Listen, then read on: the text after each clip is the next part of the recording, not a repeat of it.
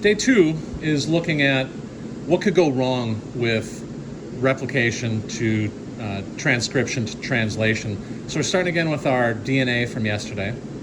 We got a little bit backwards. We're just ending. This is how we ended yesterday. And we're going to look at some different ways that DNAs or RNAs can be messed up, or that mutations can happen. So one mutation that might happen is something called a base switch, that it just switches bases. So instead of reading an A, it puts a C in there and then a corresponding G. Okay, so if we were looking at that, yesterday we looked at when it was AUC, that stood for isoleucine. If it switches in G instead and switches the base that's there, this AGC is something different now. So the AGC, if I look at my chart here, an A with a G and a C, now this is an amino acid, serine.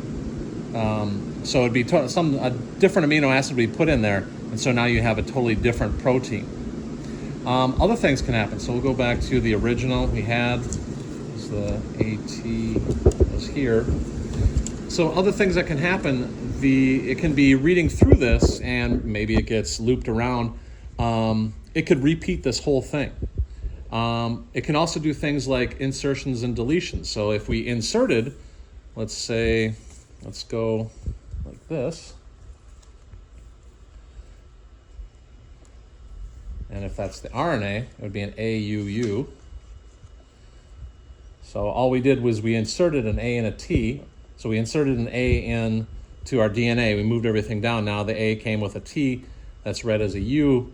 And now AUU, we're looking at on our chart. Now this is isoleucine still. So now it had an insertion there, but wasn't bad for this protein. But when it inserted that, now it moved everything down.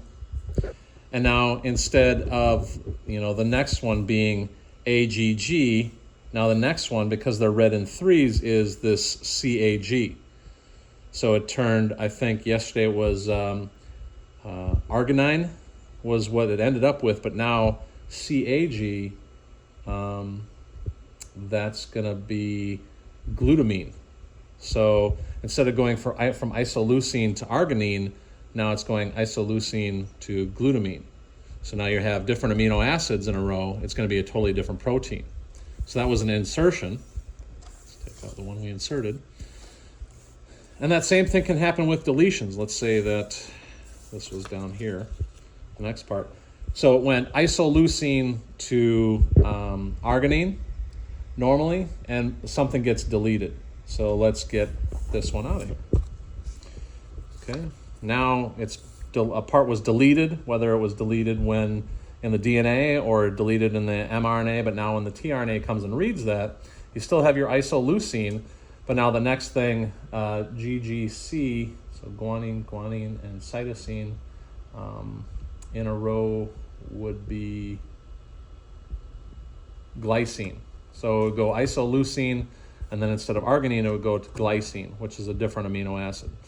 So like I said, those things can be, they can just make no sense at all. Like it could go to a stop codon and make no sense for when it's reading it. It could go to a codon that completely changes what it is and makes a new protein. Maybe that protein works, maybe that protein doesn't work. But you have these just simple, switching out or a substitution, a base substitution. You have things where things can be inserted or things can be deleted. But when you take those letters out of the word, it makes the word mean something different.